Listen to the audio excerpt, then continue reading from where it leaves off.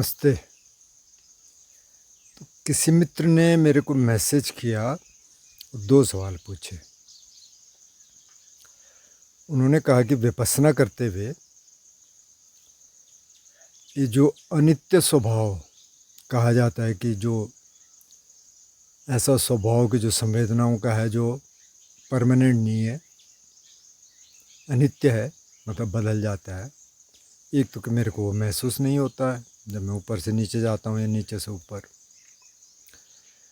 दूसरा कि मेरे मन में एक सवाल आ रहा है कि जो विचार हैं, जो थॉट्स हैं, उनको हम बाधा क्यों मानते हैं? रुकावट क्यों मानते हैं? तो खैर मैंने उनको जवाब दिया, लेकिन मुझे लगा कि ये सवाल बहुत इम्पोर्टेंट है और इस एंगल से किसी ने पूछा नहीं। एक तो उन्होंने ये किसी ने नहीं पूछा कि अनित्य स्वभाव पता नहीं चल पा रहा है, और दूसरा इसको मतलब बाधा ही क्यों माने, ये तो है ही ना। तो थैंक यू सवाल करने के लिए। वैसे मैंने इनको जवाब दिया है, लेकिन मुझे लगता है कि ये बहुत ज़रूरी है समझना, मतलब मेरे लिए भी, आपके लिए भी जो विपश्यना कर रहे हैं। तो इस सवाल पे आने से पहले थोड़ी सी ये चर्चा कर लेते हैं कि जो ध्यान हम कर रहे हैं, ज़्यादातर लोग या तो ऐसे चैनलों से देख के कर रहे होंगे जो बिगनर हैं, या तो उन्होंने गोयनका जी का विपश्यना किया होगा, या कुछ ऐसे होंगे कि जिन्होंने किसी और मेथड से किया होगा। तो मुख्य रूप से जो मेथड है, जो मैं थेरावादा की बात कर रहा हूँ, महायान में, वज्रयान में तो बहुत कुछ है, बहुत कुछ पता भी नहीं होता है, सीक्रेट रहता है काफ़ी सारा, वज्रयान में ख़ास तौर पे। तो इसमें मुख्य रूप से एक तो गोयनका जी विपश्यना है, एक महर्षि साइडो का मेथड है, और एक जैसे तिक नैत हन ने एक सूत्र को लेके किया, या जो थाई फॉरेस्ट ट्रेडिशन है उनका थोड़ा सा अलग है। तो ये जो 3-4 मेथड है ना, पहले इनको समझना थोड़ा सा ज़रूरी है। इनकी बात मैं शायद कर भी चुका हूँ पहले। जो गोयनका जी का मेथड है, अच्छा इससे भी पहले हम ये देख लेते हैं, जो बहुत लोगों को पता होगा, तो कईयों को लगता है कि रिपीट हो रहा है, लेकिन इसको बार बार कंटेम्पलेट करना, इसको सुनना बहुत ज़रूरी है, नहीं तो ये कंसेप्ट फिर पता नहीं चल पाते। इसलिए बुद्ध ने कहा कि आप बार बार उसको कंटेम्पलेट करो, बार बार सुनो। 4 विपश्यनाओं का बुद्ध जिक्र करते हैं। जो सतिपट्ठान सुत्त है उसमें एक तो कायानुपश्यना है, जिसमें शरीर पे मेन फोकस है, तो सांस को भी शरीर का हिस्सा मानते हैं। फिर जो चलने में है, तो खाने पीने में है, जो बॉडी के अलग अलग पार्ट्स हैं, जैसे बालों से लेके और त्वचा और हड्डी और दांत और अंदर के ऑर्गन, और इनको देखा जाता है। उसमें एलिमेंट्स भी है, 4 धातुओं 5 धातुओं की बात होती है कि भाई पृथ्वी धातु है, जल धातु है, वायु धातु है, अग्नि धातु है, इनसे मिल के शरीर बना है, उनको देखो। ये मुख्य रूप से कायानुपश्यना है, इसमें वॉकिंग मेडिटेशन भी है। उसके बाद वेदनानुपश्यना है, यानी कि संवेदनाओं को देखा जाता है शरीर में, अंदर बाहर। उसके बाद चित्तानुपश्यना है, जिसमें सीधे चित्त को देखा जाता है, चित्त में क्या विचार हैं, क्या इमोशंस हैं, क्या फीलिंग्स हैं। और एक धम्मानुपश्यना है, जिसमें कुछ खास कैटेगरीज बुद्ध ने अलग कर दी, मतलब इसको कहने को सारा चित्तानुपश्यना ही है, क्योंकि उसी को देख रहे हैं, लेकिन उन्होंने कैटेगरीज इसलिए अलग की कि उनको अलग से समझना ज़रूरी है। तो इसमें 5 तो निवरण है। काम छंद मतलब लस्ट आ जाता है, कई बार आप ध्यान कर रहे हैं, बहुत लस्ट आ गया। व्यापाद मतलब कि किसी के प्रति घृणा आ गई, द्वेष आ गया, गुस्सा आ गया। थिनमिद्ध मतलब कि बहुत आलस आ गया। उदच को कुछ मतलब रेस्टलेसनेस आ गई, और कई बार पछतावा होता है, किसी चीज़ का पछतावा हो गया। और विचिकित्सा मतलब कि जो कर रहे हैं उसके प्रति संदेह आ गया।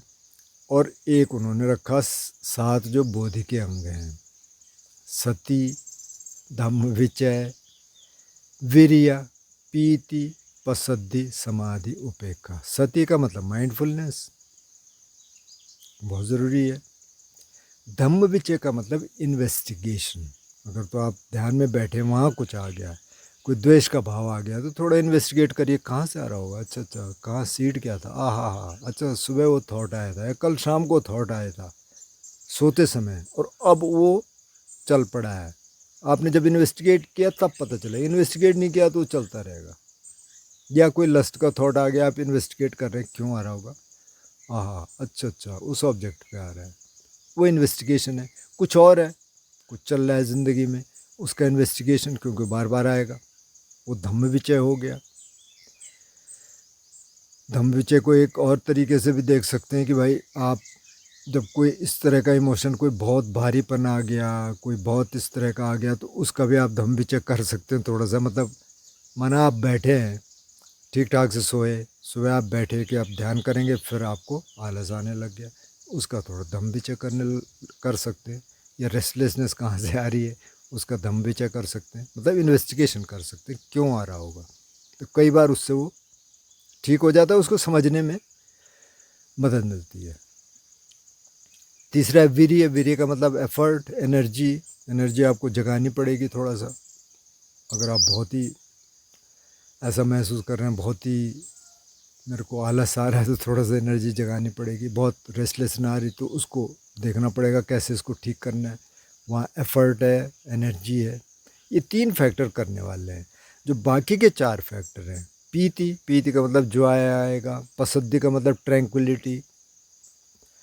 समाधि का मतलब थोड़ा सा मन सेटल होने लग गया, स्टिलनेस आने लग गई। उपेक्षा का मतलब एकाग्रता, समता, कंसंट्रेशन, स्टिलनेस, ये उसमें आ जाएगा समता में। जब स्टिलनेस आएगी तभी समता भी आएगी ठीक तरीके से, तो वो एकाग्रता है। इनको रखा धम्मानुपස්සना में। अगर इन चित्तानुपස්සना और धम्मानुपස්සना को एक कर दें तो हमारे पास 3 हो गए। एक तो होगी कायानुपස්සना, दूसरी होगी वेदनानुपස්සना, तीसरी होगी चित्तानुपස්සना। तो अभी जो अलग अलग मेथड है ना, जैसे गोयनका जी का मेथड है, तो गोयनका जी का मुख्य मेथड क्या है, वो वेदनानुपස්සना पे है। मतलब वो आनापान भी करते हैं, आनापान थोड़ा सा चित्त सेटल हो जाए उसके लिए किया जाता है, थोड़ा सा स्टिल हो जाए तो उसके बाद संवेदनाओं को देखा जा सकता है। तो उनका मुख्य फोकस लेकिन संवेदनाएं हैं। संवेदनाओं को देखते हैं, इसलिए ऊपर से नीचे, नीचे से ऊपर वो मेथड उन्होंने निकाला। वो वाकिन जी ने निकाला या गोयनका जी ने निकाला, जिसने भी।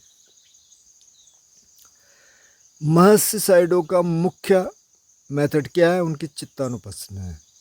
वो नोटिंग मेथड है। ये हो रहा है तो आप नोट करो, अच्छा ये हो रहा है। लस्ट आ रहा है तो आप एक नोट बनाओ, लस्ट आ रहा है। द्वेष आ रहा है तो आप एक नोट बनाओ, द्वेष आ रहा है। बहुत दर्द आ गया तो आप नोट बनाओ, अच्छा दर्द आ गया। हर चीज़ की नोटिंग मेथड, ये उस पर आधारित है, चित्तानुपස්සना पे। जो थाई फॉरेस्ट ट्रेडिशन है, ये तिक ने थन जो जेन मास्टर वे वियतनामीज, उनका कायानुपස්සना पे मुख्य जोर है, कायानुपස්සना पे आधारित है। अब थाई फॉरेस्ट ट्रेडिशन की जो मेडिटेशन है बहुत सिंपल है। आप बॉडी अवेयरनेस में हैं, आप सांस देख रहे हैं, बस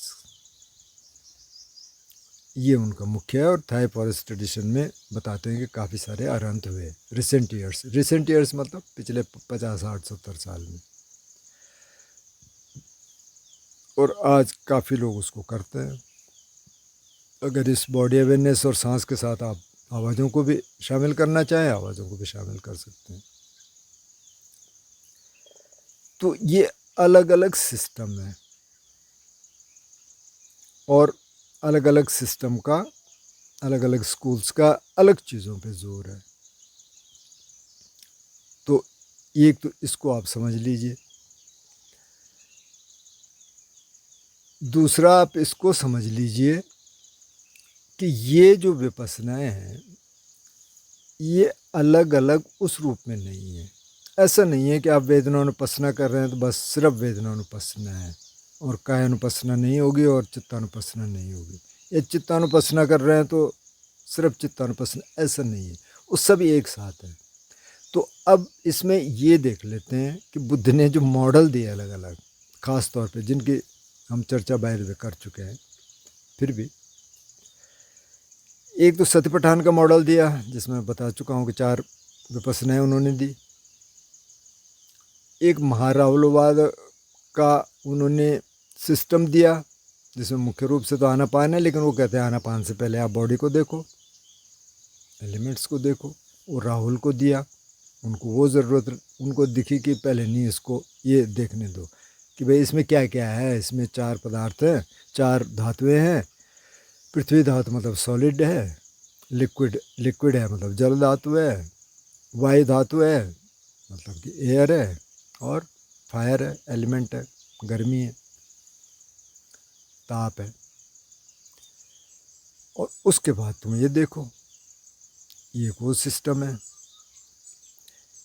एक सिस्टम है कि जो आनापान सति सुक्त का है, उसमें वो कह रहे हैं कि भाई आप सांस देखते रहो, सांस के साथ आप सेंसेशन को देखो, सांस के साथ आप थॉट्स को देखो, सांस के साथ आप एलिमेंट्स को देखो, सबको सांस सांस रहे वहाँ। और वो कहते हैं कि जब इस तरीके से आप ध्यान करते हैं तो आप चारों विपස්සनाएं एक साथ कर लेते हैं। अब ये सूत्र जो है ना, ये बहुत काम का है। और इसके अलावा कुछ और टीचिंग है, जैसे जो भैया को दी, एक किसी और मंक को भी दी, बहुत ब्रीफ टीचिंग है जिसमें वो कहते हैं कि सुनने में सिर्फ सुनना हो, देखने में सिर्फ देखना हो, तो वहाँ से कुछ और मेथड्स निकले।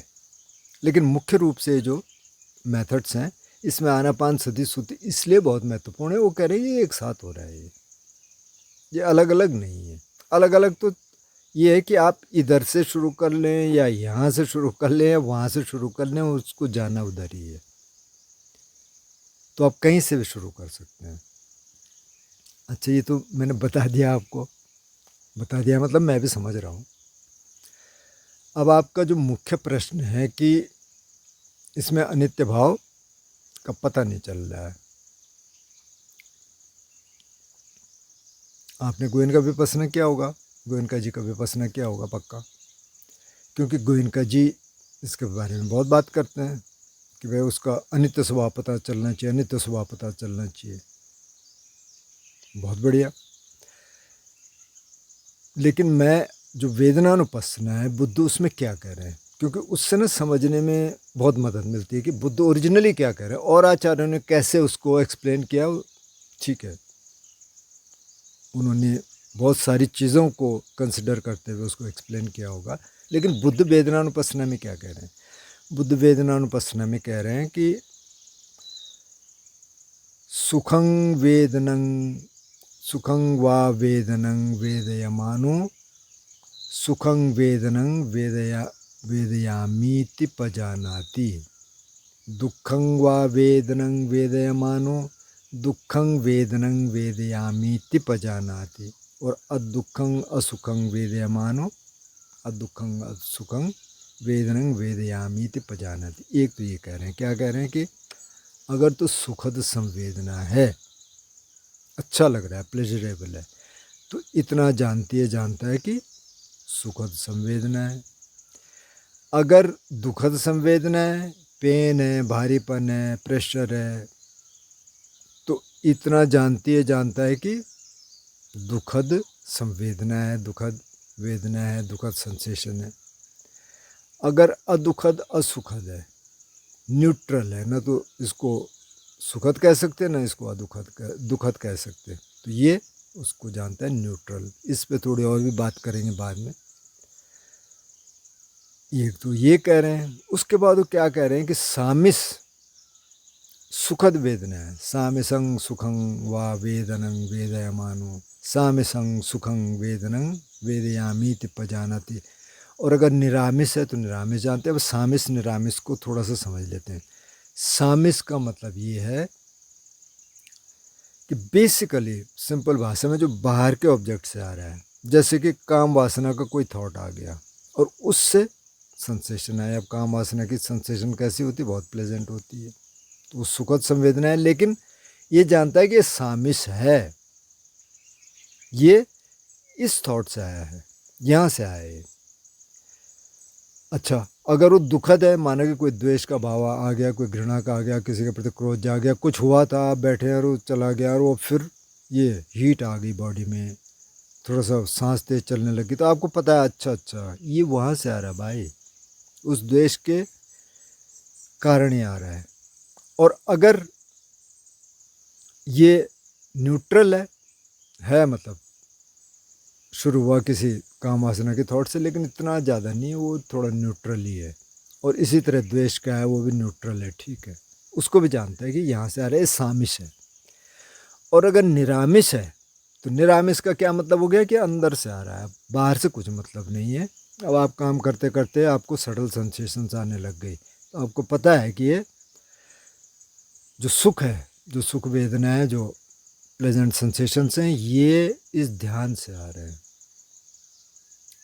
जो अब ध्यान में थोड़ा सा चित्त थोड़ा सा सेटल होने लग गया, तो उससे आ रहा है। अगर दुखद आ रहा है, क्योंकि पेन आता है, आप बहुत देर बैठे हैं, माना 30 मिनट से ज़्यादा बैठ गए, पेन आने लग जाते हैं, कई बार उससे पहले भी आ जाते हैं, तो आपको पता है कि ये इसका किसी बाहर के ऑब्जेक्ट से मतलब नहीं है। हो सकता है कि शरीर में पहले से कुछ हो, कोई बीमारी हो, तो वो तो अलग चीज़ हो गई, वो तो बाहर से आ रहा है, लेकिन कुछ नहीं है, ठीक है, स्वस्थ है शरीर, आप बैठे हैं और उससे आने लग गया, तो आपको पता है कि ये इससे आ रहा है निरामिष, इसका बाहर के ऑब्जेक्ट से कोई मतलब नहीं है, वहाँ से आ रहा है। और वही अगर न्यूट्रल है तो जानते हैं न्यूट्रल है। एक तो ये कहा, तो पहले में तो ये कहा कि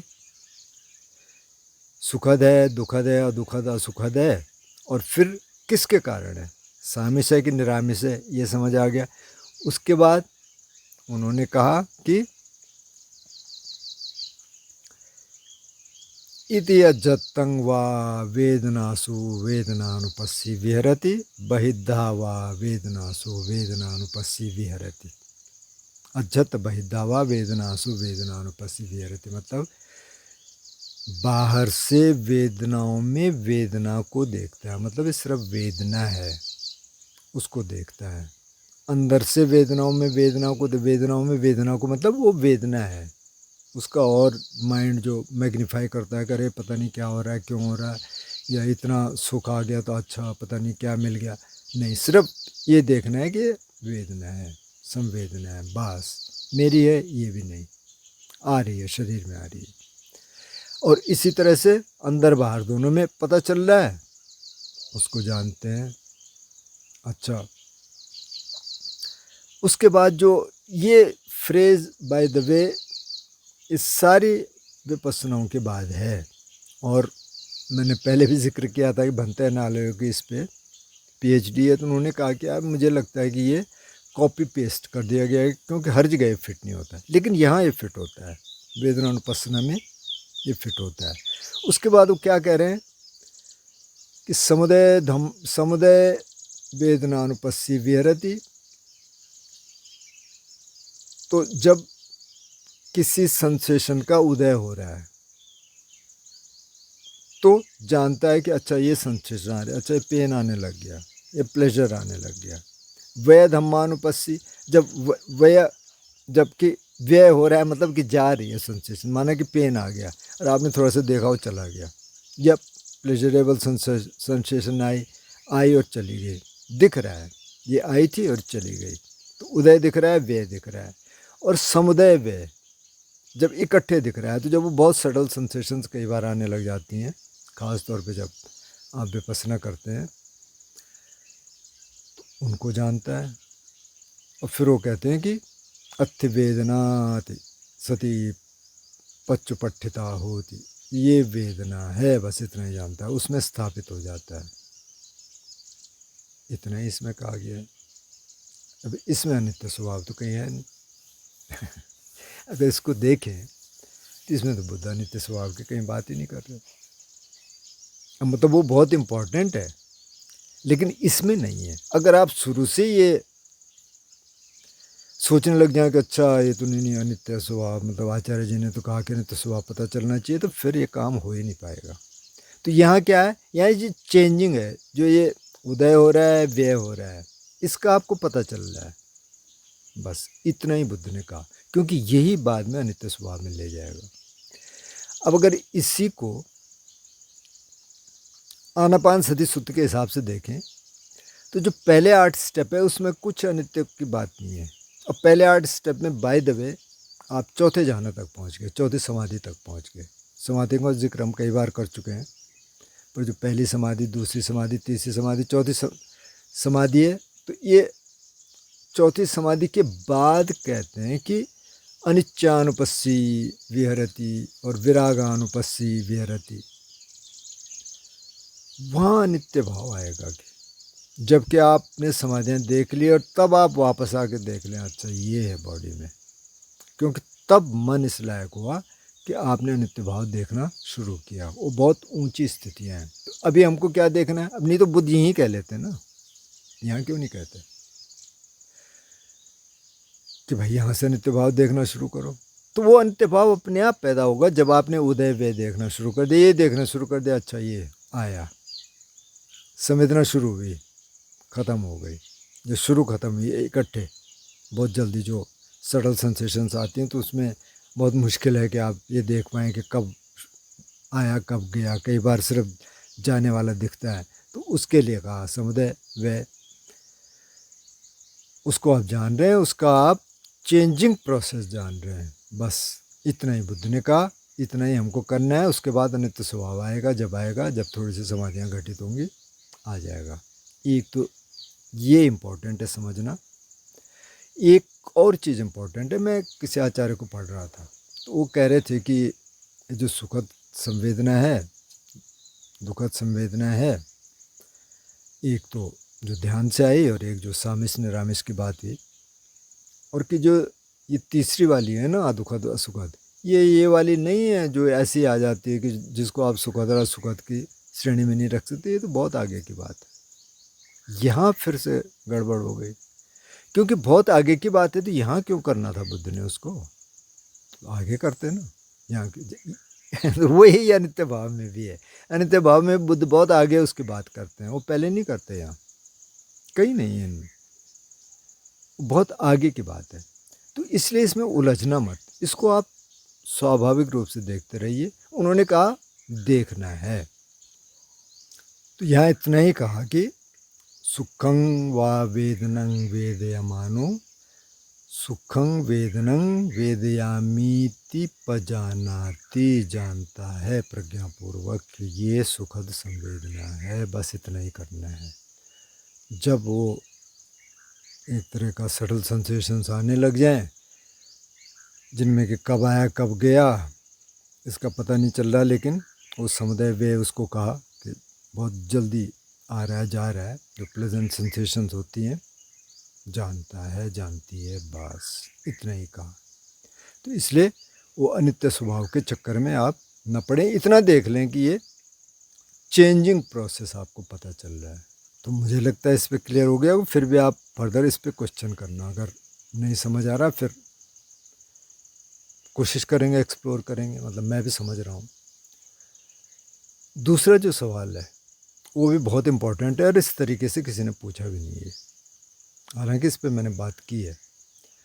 उन्होंने कहा कि जो ये थॉट्स आते हैं ना, इसको हम ऐसा क्यों समझते हैं कि बाधा है, ये ऑब्स्टिकल है, ऐसा क्यों समझते हैं? तो इस भाषा में बात नहीं की किसी ने ये कहा कि बहुत सारे विचार आते हैं जी, ये आते हैं जी, वो नहीं हो पा रहा। अच्छा, इसमें भी ये हो सकता है कि कहीं से हमको कुछ इस तरह के सजेशंस मिले हों कि भाई दिमाग तो बिल्कुल क्लियर हो जाना चाहिए। मैं किसी और परंपरा के किसी टीचर को सुन रहा था, मतलब वो उनको कहें कि ध्यान भी दे दो, वैसे बेसिकली तो डिस्कोर्सेज देते हैं, मतलब कुछ स्क्रिप्चर्स के हिसाब से वो डिस्कोर्स देते हैं। पर किसी ने उनसे कहा कि थोड़ा वो आप किसी ध्यान का थोड़ा सा बता दीजिए, मेडिटेशन का। ओह या वेरी गुड, अच्छा इंग्लिश में बोल रहे थे। अच्छा, तो क्या आप बैठे हैं? Calm and compose your mind. Now your mind is composed. Now you can feel the bliss. Now you can see, okay, there is bliss everywhere. I am blissful. Now see, अब देखिए ये ब्लिस को कौन देख रहा है. ये सारा मामला 2 मिनट में हो गया. बीच में उन्होंने भी ये भी कहा कि बिल्कुल अब दिमाग में कुछ नहीं है. अरे भाई यार, अगर ये 2 मिनट में हो जाता तो फिर तो कुछ करने की ज़रूरत नहीं थी. अब मैं गारंटी के साथ कह रहा हूँ कि इनको ध्यान का कुछ पता ही नहीं है. बहुत बहुत बड़े टीचर हैं, क्योंकि व्याख्यान करते हैं ना. अब एक आचार्य तो कहते हैं जो गीता पढ़ाते हैं कि ध्यान बेकार है, ध्यान करना ही नहीं है, क्यों करना है. अब उन्होंने गीता को अपने हिसाब से सेट कर रखा है कि बस ये मेरे को बोलना है, ये नहीं बोलना है. अब बीच में बोलते हुए आपने पढ़ी है. तो बहुत लोगों ने तो नहीं पढ़ी होगी, तो उस मिस इंटरप्रिटेशन होता है. तो वो भी हमारे दिमाग में रहता है कि अरे थॉट. कहीं मैं ये भी सुन रहा था, हाँ, किसी की इंस्ट्रक्शंस थी कि पहले मन को विचारों से मुक्त कर लो. उसके बाद बैठो. उस अरे यार, कौन तो लोग हैं. अब यहाँ तो कोई भी कुछ भी कह सकता है ना. आप कैसे पता करेंगे. तो ये जो सजेशंस हैं ये भी हो सकते हैं जो कि ये बताते हैं कि अच्छा यार ये क्यों आ गया. अच्छा, फिर हमको ये भी बताया जाता है कि ये विचार ही हैं जो बाधा हैं, बार बार जो कहते हैं. तो आपका सवाल बहुत सही है. बुद्ध ने तो कहीं कहा ही नहीं कि विचार बाधा है. हाँ, उन्होंने इतना ज़रूर कहा, जब सतिपट्ठान की बात होती है उन्होंने इतना ज़रूर कहा कि विनय लोके अविद्यादो मनस्संग. जब आप बैठते हैं तो पहले जो बहुत लस्टफुल हैं, बहुत काम वासना के अगर विचार चल रहे हैं या बहुत द्वेष के विचार चल रहे हैं, किसी के प्रति बहुत की द्वेष की भावना आ रही है, बहुत गुस्से की भावना आ रही है, तो इनको थोड़ा सा पहले सेटल कर लो. क्योंकि अगर ये रहेंगे तो फिर तो आप ध्यान कर ही नहीं पाएंगे. तो पहले इनको थोड़ा अलग कर लो. ये नहीं कहा कि बिल्कुल ख़त्म कर दो. ख़त्म कैसे करोगे यार. ख़त्म कैसे हो जाएंगे वो एकदम से. इनको थोड़ा अलग कर लो, उसके बाद बैठो. इतना कहा बस. इसके बाद जब चित्तानुपස්සना कह रहे हैं तो तब तो कुछ भी नहीं कह रहे. तब क्या कह रहे हैं चित्तानुपස්සना में. सराग चित्तं वा सराग चित्तंति पजानाति, वीतराग चित्तं वा वीतराग चित्तंति पजानाति. उन्होंने कहा कि अगर काम वासना के विचार आ रहे हैं तो साधक साधिका इतना ही जानते हैं कि ये आ रहे हैं. अगर द्वेष के विचार आ रहे हैं तो इतने ही जानते हैं कि द्वेष के आ रहे हैं. अगर राग के विचार नहीं आ रहे हैं तो जानते हैं कि नहीं आ रहे हैं.